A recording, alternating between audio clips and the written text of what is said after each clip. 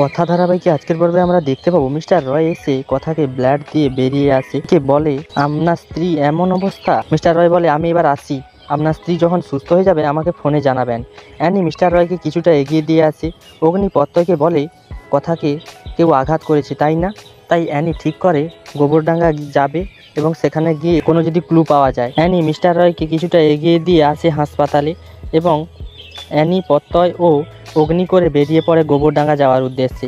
Mandy বলে অগ্নি কেন যে এত কথা করছে কে জানে। অগ্নিরা গোবরডাঙ্গায় পৌঁছে দেখে কোথাও প্রমাণ আছে কিনা।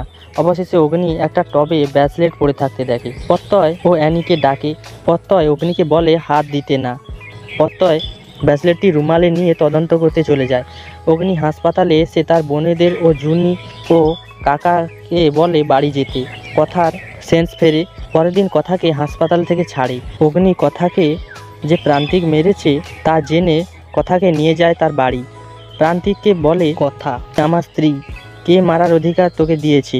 তো বন্ধুরা, অগ্নি কি কথাকে স্ত্রী বলে মেনে নেবে? আপনাদের মতামত অবশ্যই কমেন্টে জানিও। আর নতুন নতুন আপডেট পেতে আমাদের চ্যানেলটিকে সাবস্ক্রাইব করে পাশে থাকুন।